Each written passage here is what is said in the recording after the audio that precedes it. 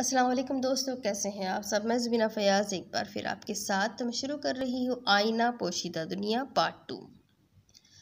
क्या आदमी ये समझता है कि हम हरगिज़ उसकी हड्डियाँ जमा ना फरमाएंगे?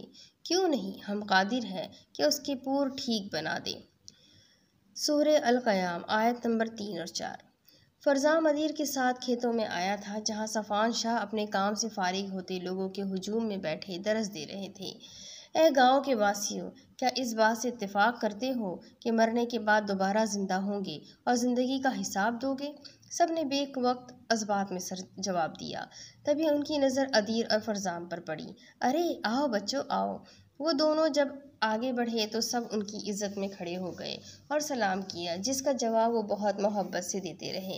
एक दफ़ा फिर वो छोटी सी महफिल वहीं से शुरू हुई जहाँ छोड़ी गई थी। अल्लाह साई ने इंसान को अक्ल शऊर दिया है, जिसकी बिना पर वो अशरफुल मखलूक़ात कहलाई जाती है। सब बहुत गौर से सुन रहे थे जब उन लोगों में बैठा एक शख्स उठकर सवाल करता है।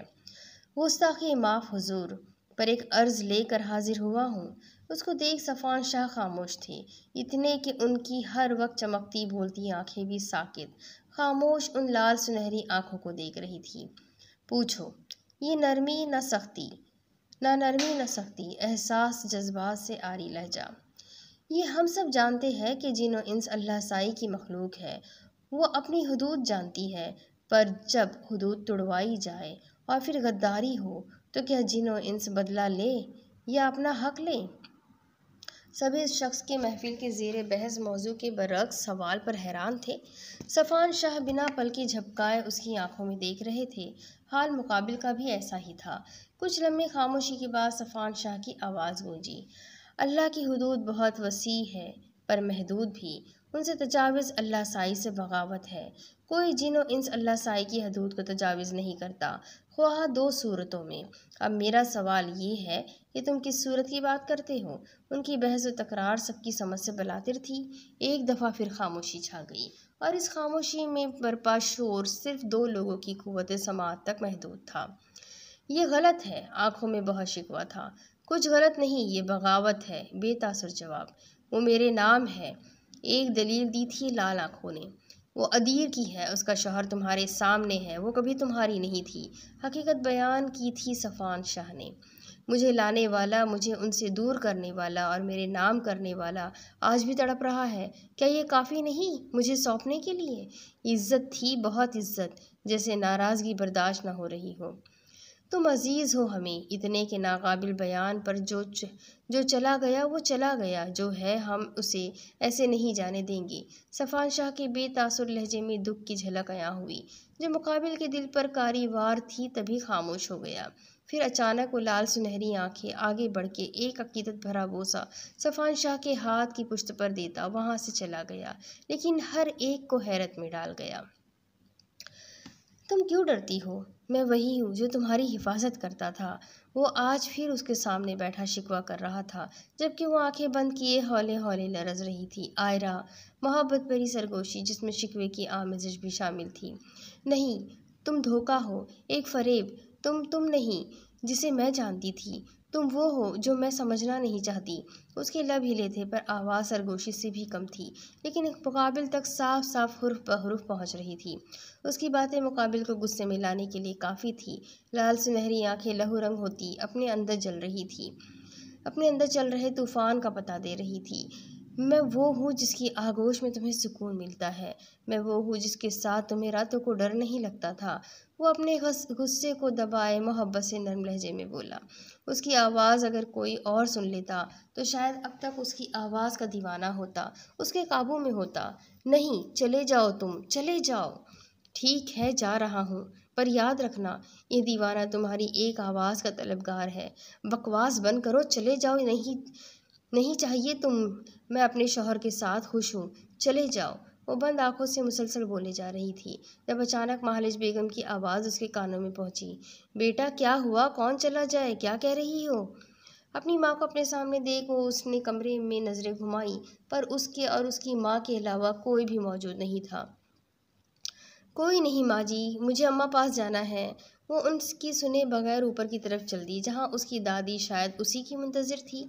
वो भागकर अपनी दादी के कमरे में गई, जो पहले से ही मुंतज़िर बैठी थी। अम्मा वो क्यों आ जाता है?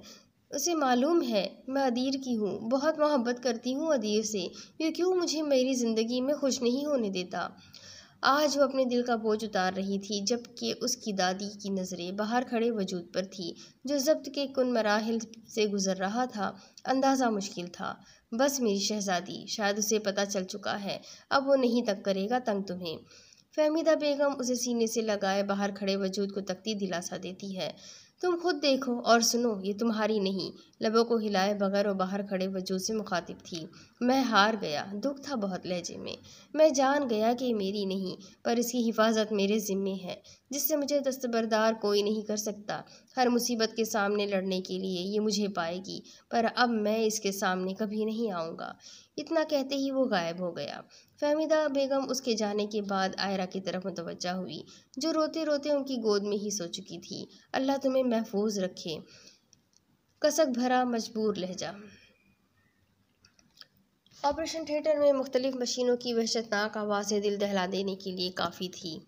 सरमद हयात खान ज़फ़र अनवर के साथ मिलकर सहरिश का ऑपरेशन कर रहे थे, जो कि दिमाग के ट्यूमर जैसे मर्ज से लड़ रही थी। इब्तदाई दौर में गफलत के बाद वो अपनी हालत ख़राब कर चुकी थी। ऑपरेशन के दौरान ही सहरिश ने अपनी आंखें खोल दी थी। बेहोशी के इंजेक्शन लगाने के बाद इस तरह मरीज़ का उठना गैर मुतवक्का था। वो अपनी आंखों को खोल कर सरमद की तरफ देखती है। अगर तुमने उसे ना छुपाया तो दासिम आ जाएगा। तुम्हारा मुआहदा ख़त्म हो गया। तुम उसकी हिफाजत नहीं कर सकोगे, या उसे छोड़ दो। जान लो कि जब तक तुम वहाँ हो, वो उसकी हिफाजत नहीं कर सकेगा। तुम्हारे बाद वो उसे बचाने आएगा। दासिम आएगा, दासिम। यूनानी ज़बान में कही गई बात वहाँ सबकी समझ से बलातिर थी। सरमद मशीनों की आवाज़ पर होश में आता उसकी तरफ मुतवज्जा हुआ, जबकि बहुत देर हो चुकी थी। उसकी आंखें साकित थी, वो वजूद मुर्दा था। सरमद के लिए ये सब बहुत मुश्किल था। वो सब कुछ छोड़ अपने कैबिन में आता, सर दोनों हाथों में थाम गया, जब उसकी नज़र अपने सामने मौजूद फाइल पर लिखे अल्फाजों पर पड़ी। वो उन अल्फाजों की समझने की तगदो में था, क्योंकि वो ना तो अंग्रेज़ी थी, ना ही उर्दू, और ना ही वो ज़बानें जो उसको आती थी। वो उस फाइल की तस्वीर अपने मोबाइल में महफूज कर उसके तर्जुमे की खोज में लग गया, पर मायूसी का सामना करना पड़ा। वो थक हार कर अपने घर का रुख करता है, जहाँ उसकी मुंतज़िर उसकी खुशहाल ज़िंदगी थी। उसके ऑपरेशन थिएटर से लेकर घर तक के सफ़र में उस पर कोई बहुत गहरी नज़र रखे हुए था। सिले हुए लब, लाल खौफनाक आंखें जैसे मुस्कुरा रही हो, जीत की खुशी में झूम रही हो जैसे। मेरे बेटे, मेरे प्यारे बेटे, तुम दुनिया की सबसे अच्छे बेटे हो, पर तुम्हारी माँ बहुत बदनसीब है। मेरी जान, मैं कभी तुम्हें नहीं अपना सकती, मुझे माफ़ करना। वो बहती आंखों से अपने सामने ज़ख्मों से चूर अपने बेटे को मरहम लगाती, दिल ही दिल में मुखातिब थी। अम्मा, अम्मी, उस मासूम की सिसकियाँ उस वजूद का दिल छलनी कर रही थी। वो मरहम लगाकर बगैर किसी की नज़रों में आए उसके कमरे से निकल जाती। कहते हैं रूयों की वजूहात होती है, रवैयों की वजूहात होती है। हर रवैये के पीछे कोई वजह होती है। नफ़रत, मोहब्बत, गुस्सा, प्यार, सब के पीछे कोई वजह है। इंसान का अमल आर्जी होता है, लहजे और रवैये दायमी। वो खिड़की के पट बंद कर उसके साथ ही ज़मीन पर बैठ गया। कितना गहरा रिश्ता था उसका और चाँद का, उसका हमराज, उसकी तन्हाइयों का साथी, उसका वाहिद दोस्त। वो चाँद को देखता आज फिर अपना दिल हल्का कर रहा था, जो वो पिछले 20 साल से करता आया था। गहरी खामोशी, नीली आंखें पानियों से भरी थी। वक्त से बाजी हारा हुआ मैं, जख्म सह कर मुस्कुराता हुआ मैं। मंजूर तू थी बेरुखी, मंजूर तो थी बेरुखी भी उसकी, फिर किसी और के पहलू में देख सराहता हुआ मैं। वाकिफ़ थी हाले दिल से, गवाह नज़रें उसकी, फिर उसी की नज़रों से खुद की नज़रें चुराता हुआ मैं। जोई राजपूत। वो शेर पढ़कर शायद सब कुछ ही बयान कर देना चाहता था। मैंने आज देखा था उन्हें, वो बहुत बहुत बहुत प्यारी थी। वो तो शुरू से ही प्यारी थी, पर आज वो मेरी तरफ देख रही थी। तुम्हें पता है, आज मेरा भाई भी आया था, अदीर। बहुत अच्छा है वो, पर मुझे कभी कभी जलन सी होती है उससे। पर ना, फिर मैं सोचता हूँ कि वो तो कुछ नहीं जानता, फिर मैं क्यों चलूँ। वो बहुत अच्छा है, बहुत अच्छा। वो बहुत से राज बता रहा था, पर सुनने वाला सिवाय उसके अल्लाह और उस चाँद के अलावा कोई नहीं था। ये रात भी उसकी माजी की यादों में गुजर जानी थी। दूसरी तरफ आयरा, ये तावीज़ तुमने कभी खुद से दूर नहीं करना। पर क्यों अम्मा? क्योंकि मेरी लाडो, ये तुम्हें हर बुरी बला से बचाएगी। पर अम्मा, मैं हर वक्त तो अल्लाह का कलाम पढ़ती रहती हूँ। कोई ना कोई दर्द, कोई ना कोई विर्द हर वक्त ज़बान पे रहता है। तो फिर ये क्यों? मेरी जान, मेरी लाडो, अल्लाह साई के कलाम में बेशक बहुत बरकत है, पर कुछ ऐसी चीज़ें भी इस दुनिया में पाई जाती है जिससे बचने के लिए दुआ के साथ दवा की भी ज़रूरत होती है। बहुत मुख्तसर अल्फाजों में तफसील बताई थी फहमीदा बेगम ने। जी अम्मा, मैं पहन लेती हूँ। आयरा के तावीज़ पहनते ही एक हवा का झोंका उसके पास से गुजरा, जो सिर्फ आयरा को महसूस हुआ। उसने इधर उधर देखा, फिर कुछ भी न था, पर कुछ भी न था। वो अपने दिल पर हाथ रख उसकी तेज़ रफ्तारी महसूस कर रही थी, जब अपनी पीठ जलती हुई महसूस हुई। फहमीदा बेगम उसकी हरकत देख मामला समझ गई थी। आयरा, सूरे नास पढ़ो और अपने कमरे में जाओ। आयरा दादी की बात मानती फ़ौरन सूरे नास पढ़ना शुरू कर दी और अपने कमरे का रुख किया। वो दरवाज़ा बंद कर उसके साथ ही टेक लगाती आंखें मूंद गई थी जब एक सरगोशी सुनाई दी। मैं खतरा था क्या? सर्द सी सरगोशी थी।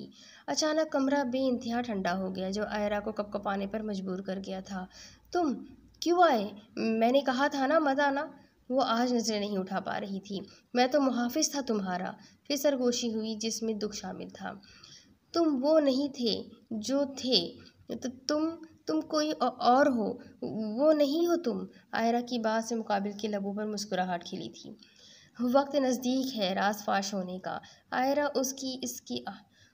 उसकी आवाज़ सुन कपकपा उठी थी। जब आंख उठाकर देखा तो वहाँ कुछ भी न था।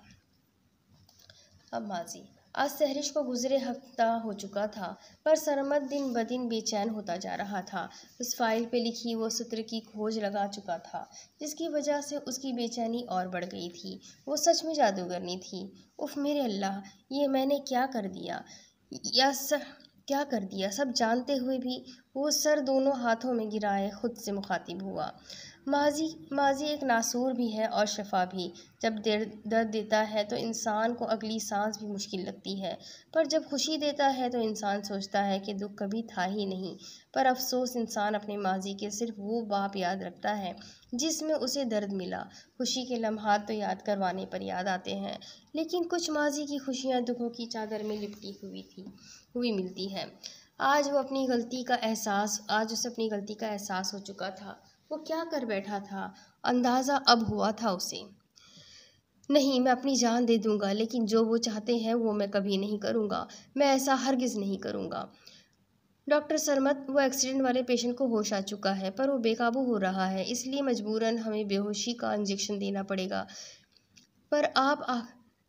पर एक दफ़ा आप आकर उसे देख ले। वो खुद बातें कर रहा था जब एक तर्ज से आकर उसे मरीज़ की इत्तला दी। ठीक है, मैं आता हूँ। अंदर चल रही जंग से लड़ता वो एक फ़ैसले पर पहुँचता अपने फ़र्ज़ की अदायगी पूरी करने लग गया था।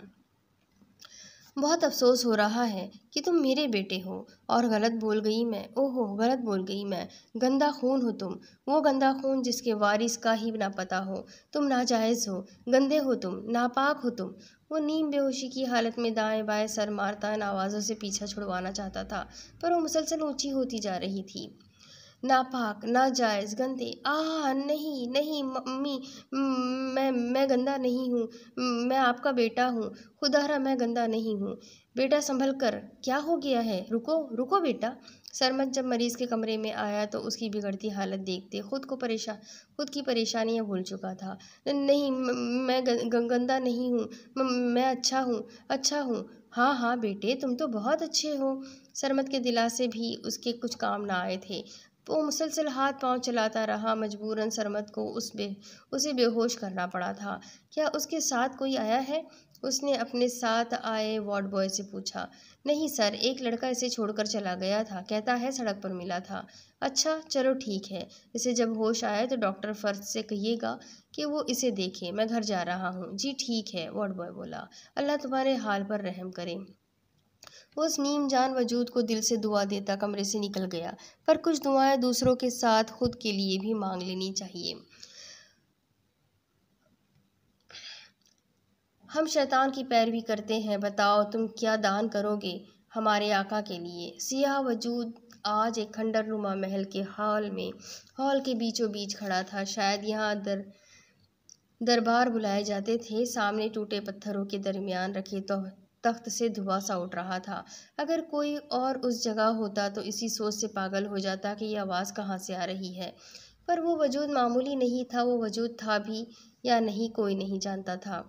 मुद्दत ख़त्म हुए आज 12 साल हो चुके हैं। हमारी अमानत की हमसे हिफाजत की जा रही है। हम अपने आका के लिए वो कुर्बान करना चाहते हैं जो हमारी अमानत है। उस रुकावट का तोड़ वो खुद है। जाओ उसे लेकर आओ। इतना कहते ही वो धुआं वहां से गायब हो गया, जैसे कभी था ही नहीं। वो सिया वजूद कब से वहां खड़ा तख्त को देखता रहा, फिर वो भी वहां से चला गया। अमावस की काली रात अपना अंधेरा हर तरफ फैलाए हुए थी। तभी एक हेवला दिखा जो किसी से भाग रहा था। बार बार पीछे मुड़कर देखता, जैसे किसी से छुप रहा था। जंगल में सूखे पत्तों पर धरते उसके पांव अलग शोर मचा रहे थे। तभी एक तूफान चला, हर तरफ धूल मिट्टी उड़ी, हाथ को हाथ सुझाई न दिया। दरख्त की ओट में वो छुप गया। ये हमें दे दो, ये हमारी है, तुम सौदा कर चुके, अब तुम्हारा कोई हक नहीं इस पर। एक आवाज़ उभरी सर्द सी। हाथ में पकड़े बच्चे पर पकड़ मजबूत हुई थी। नहीं नहीं, ये मेरी बच्ची है, मैं इसे नहीं दूंगा तुम्हें। उसने अपने लहजे को मजबूत बनाने की कोशिश की। हा हा हा हा, तुम कुछ नहीं कर पाओगे, ये हमारी अमानत है और हम इसे ले जाएंगे। साफ मजाक उड़ाया गया था, पर आखिर में तंबीह की गई थी। तुम नहीं, नहीं, तुम गलत हो, सरासर गलत। तुम इसके मालिक नहीं हो, उसका मालिक अल्लाह है जो हर शय पर कादिर है। एकदम वो चीखा था, जैसे उससे बावर करवाना चाहा कि वो कुछ नहीं, सब अल्लाह है। हा हा हा, तुम नादान हो, भूलो मत, भूल में मारे गए। हमसे भरकर हमसे बढ़कर कोई नहीं। खौफनाक कह कहा था, गुरूर से भरपूर। ऐ डर उस जात से, शैतान मखलूक, जिस दिन तेरी पकड़ हुई, तेरे कह कहे तेरे ही गले का तौग बनेंगे। वो दरख्त की ओट से बाहर आया था और यही उसकी सबसे बड़ी गलती थी। हवा और तेज हुई और देखते ही देखते उससे अपने लपेट में ले लिया। हाथ से बच्ची छूट गई थी। उसकी नज़रें तलाश में थी, पर जाने वाले पलटते नहीं। हवा थमी और वो उड़ता हुआ ज़मीन पर गिरा। अल्लाह, पसीने में शराबोर अपने कमरे में था। ये ख्वाब था, पर अल्लाह मुझे माफ़ कर दे। ये मुझसे क्या हो गया, ये मैंने क्या कर दिया, मुझे माफ़ कर दे मेरे मालिक। वो हिचकियाँ भरता अपने गुनाह की तौबा कर रहा था। दूसरी तरफ एक कब्र को खोदा जा रहा था। उसमें से मुर्दे को निकाल उसकी खोपड़ी पर लाल रंग का सफ़ूफ छिड़का जा रहा था।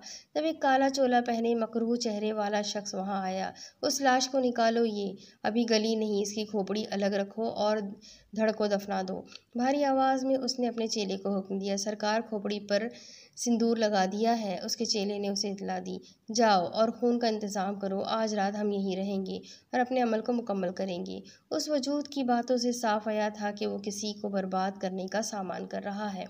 वो अभी इस काम में मशगूल थे कि वहाँ एक वजूद का इजाफा हुआ। वो छोटा सा बच्चा दर दर भटकता आज भी अपने सोने की जगह तलाश रहा था। जब उस कब्रिस्तान पहुंचा और उन लोगों को देखा, देखते ही देखते उस काले लिबास वाले आदमी के सामने रखे प्याले से धुआं उठा और एक खौफनाक चीख बुलंद हुई। वो बच्चा ये सब देख डर गया और भाग गया, पर शायद वक्त मेहरबान नहीं था जो उस पर उस साये की नज़र पड़ गई थी। रात के तीसरे पहर एक हेवला शाहों की हवेली दाखिल हुआ। आंखों में वहशत, हवस और इंतकाम साफ झलक रहा था। वो बेखौफ दाखिली दरवाजे से नाक की सिद में सीढ़ियाँ चढ़ता दाएं तरफ के कमरे का रुख कर गया। दरवाजे के इस पार मौजूद वजूद ख्वाब की दुनिया में गुम था, इस बात से बेखबर कि बर्बादी पल पल करीब आ रही है। लाल अंगारा आंखें सब कुछ जला देने की चाह में थी। मेरी मजबूरियों को मेरे गले का तौग बनाने वालों को उनकी बर्बादी मुबारक। तमस्सुर भरी मुस्कान चेहरे पर सजाए बेखौफ व खतरा वो अंदर दाखिल हुआ। सामने दुनिया जहाँ से बेगाने वजूद के हाथों में मेहंदी देख उसकी रगें फटने को हुई। मुझे नौकरी मिल गई है, तुम मेरी ख्वाहिश नहीं मेरा इश्क हो, मैं हर हाल में खुश रखूँगा। तुम एक दफ़ा, सिर्फ एक दफ़ा मुझे आजमा कर देखो, मैं तुम्हारी हर शर्त पूरी करूँगा। मैं तुम्हारे पाँव पड़ता हूँ, मुझे यूँ मत ठुकराओ। बातें कानों में गूंजती उसको और भड़का रही थी। ज़िंदगी में तुम्हें पाने के लिए मैंने हर हरबा इस्तेमाल किया, हर चाल चली, छिल्ले काटे, पर तुम्हारी मोहब्बत ने मुझे क्या दिया सिवाय दुख, तकलीफ़ और अजियत के। वो उस वजूद के सिरहाने बैठा बहुत धीमी सरगोशियाँ कर रहा था। सुना था मोहब्बत में महबूब की खुशी ही महब के लिए ज़िंदगी जीने का वसीला होती है, पर तुम्हारी खुशी ने मुझे जीते जी मार दिया, मेरी मोहब्बत को संसार कर दिया। वो उसके कान के करीब ज़रा सा झुककर ज़हरखंद लहजे में बोला। जब किसी की मौजूदगी के एहसास से सोए हुए वजूद की आँख खुल गई, अपने सामने लाल अंगारा आँखें देख मुंजमद हो गई। तुम यहाँ क्या कर रहे हो? वो आंखें फाड़े उसे देखती अपना दुपट्टा बिस्तर पर से पकड़ पकड़ उड़ गई। जबकि मुकाबिल की बात सुन वो एक तरफ की मुस्कान चेहरे पर सजाए उसे देखने में मगन रहा। उसकी मुस्कान सामने बैठे वजूद को शैतान की याद दिला गई। वो सोच रही थी कि चीख चीख कर सबको बुलाए। सामने बैठा वजूद उसके दिमाग तक रसाई हासिल करता हंस दिया। अपने लबों पर उंगली रख उसे खामोश रहने का कहा और उसी उंगली से दरवाजे की तरफ इशारा किया। जब उस वजूद ने दरवाजे की तरफ देखा तो वो बंद था। यकीनन आते हुए मुकाबिल ने बंद किया होगा। तुम कितनी खूबसूरत हो, तुम्हारी ये झील सी आंखें और सोने पे सुहागा, इनमें मौजूद डर जो इन आँखों को और कातिल बनाए हर बार मुझे घायल करती है। तुम्हारे रुखसार के ये मासूम से गड़े जब हंसते हुए गहरे होते हैं ना, तो यूँ लगता है जैसे रब ने सारा हुस्न तुम्हें ही तोहफे में दे दिया हो। और ये होठ, हाय ये कातिल होठ, जब बोलती हो तो नज़र तुम्हारे होठों पर ठहर जाती है और ऐसा लगता है जैसे अगर नज़रें हटी तो रूह जिस्म से परवास कर जाएगी। तुम्हारे लिए कुछ अशार लिखे हैं, मुलाहिज़ा फरमाइए। हा हा हा, चलो लिखते हैं। खाके ज़ात यारो, उसके हुस्न फितरत की बात यारो, उसके लब थे पंखड़ी गुलाब के से, उसके नैन नशे के जाम यारो। वो जो बोले तो झड़ते थे फूल लब से, अल्फाज उसके दो धारी तलवार यारो, उसके होठ के निचले तिल ने भी किया दिल का कत्ल आम यारो, उसके हाथ की मखरूती उंगलियां छेड़े मेरे दिल के तार यारो। वो मुकम्मल हुस्न का मुजस्समा, मैं मुरीद उसके दीदार का यारो। जोई राजपूत। कैसा लिखा है? उम्मीद है तुम्हें बहुत पसंद आया होगा। पर वो क्या है ना, तुम तो मुझसे इतना डर रही हो, मेरी बातें खाक सुन रही होगी। वो बारी बारी उसके चेहरे के नकोश की तरफ इशारा करता बोला कि अचानक उसके पैरों के करीब बिस्तर पर ही लेट गया और छत को घूरने लगा। जानती हो, मैंने तुम्हारे अलावा किसी को नहीं चाहा, पर तुमने क्या किया? मेरे भरोसे मेरे मान को पल में चकनाचूर कर दिया, उस शख्स के लिए जिसकी कल तुम होने जा रही हो। वो छत को घूरता एकदम से उसकी तरफ रुख मोड़ता निचली आवाज में कुर्राया। आह, देखो, मुझे माफ़ कर दो प्लीज़, पर यहाँ से चले जाओ। वो मेहंदी से सजे हाथ जोड़ती मुकाबिल को कहा लगाने पर मजबूर गई। याद आया कुछ? हाँ, ठीक ऐसे ही मैंने भी भीख मांगी थी, पर तुमने मैंने तो पैर भी पकड़े थे, पर तुमने मुझे क्या दिया सिवाय अजियत के? वो आहिस्ता आहिस्ता उसके करीब तर होता जा रहा था। वो पीछे को खिसकी दीवार से जा लगी। जब वो 1 इंच के फासले पर ठहरता फनकारा, देखो प्लीज़ प्लीज़ मुझे माफ़ कर दो, कल मेरी शादी है, प्लीज़ यहाँ से चले जाओ। वो ज़ोर से आंखें मीचे मुकाबिल से माफ़िया मांग रही थी, उस गुनाह की जो उसने कभी नहीं किया था। हा हा हा हा, आज तुम जानोगी बर्बादी किसे कहते हैं। मुझे बर्बाद किया था ना, अब तुम सब बर्बादी का मजा चखोगे। हा हा हा। वो शैतानी कहा लगाता उसके वजूद से दुपट्टा अलग कर चुका था, जबकि वो आंखें फाड़े उसको देख रही थी। वो क्या करने जा रहा था वो सोचना ही नहीं चाहती थी। जिस्म साकित हो चुका था जैसे पत्थर हो। होश तो तब आया जब वो उसके दुपट्टे को 2 हिस्सों में तकसीम करता उसके हाथ बांध चुका था। नहीं, खुदा का वास्ता नहीं, ये जुल्म मत करो, मैं भीख मांगती हूँ, अल्लाह का वास्ता, रसूल का वास्ता है तुम्हें, मुझ पर ये जुल्म मत करो। उस बिलखते वजूद की फरियाद सुन एक पल को मुकाबिल के हाथ रुके। दिल डरा, पर जब शैतान अपने बस में करता है ना इंसान को, तो उससे गूंगा, बहरा और अंधा बना देता है। वो भी बहरा बना, उसके मुंह को भी बांध गया। मेरी ज़िंदगी में कभी जीने की वजह तुम थी, तुम्हें पाने की चाह मेरी धड़कनों को करार बख्शती थी, पर अब मेरा वाहिद मकसद तुमसे बदला लेना है। आज की रात तुम्हें मुझे दी हुई एक एक अज़ियत का हिसाब देना होगा। मैं भी देखता हूँ कि कैसे कल की सुबह तुम्हारी लुटी फुटी उजड़ी हालत को देखकर कोई शादी करता है तुमसे। हा हा हा हा। वो शैतानी कहा लगाता उस पर झुकता चला गया। तभी मौसम ने तेवर बदले और बिजली कड़की। दूर कहीं दासिम कहा लगाता सरशार हो रहा था। वहीं फरिश्ते गमज़दा से अल्लाह तबारक व तआला से तौबा के तलबगार थे।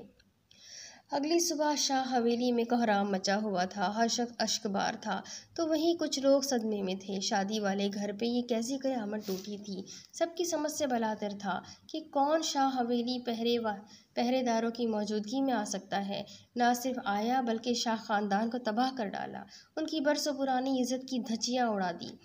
मेहंदी लगे हाथ बेजान पड़े थे। वीरान आंखें छत को तक रही थी। लब थे कि जैसे सी ही लिए हो।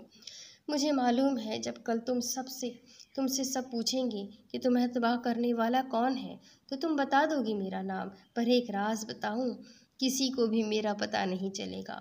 सब ढूंढते रह जाएंगे कि पर मैं किसी को भी नहीं मिलूंगा। जानती हो क्यों? हा हा हा। कैसे जानती होगी जब मैंने कुछ बताया ही नहीं।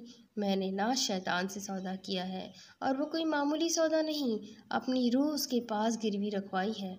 पता है यहाँ से जाने के बाद मैं अपनी रूह शैतान को दे दूंगा और सारी उम्र उसकी गुलामी में लग जाऊंगा। तुम्हें बर्बाद करने की खातिर ये सौदा किया है मैंने। अब मुझे मरने का भी कोई गम नहीं। हा हा हा। गुजरी शब उस शैतान की जहरीली फनकार अब भी उसके कानों में गूंजती, उसकी रूह तक को बेसुकून कर गई थी। वो सबकी मौजूदगी से बेबहरा अपने दोनों हाथ अपने कानों पर रख उस आवाज़ को रोकने की एक नाकाम कोशिश करने लगी।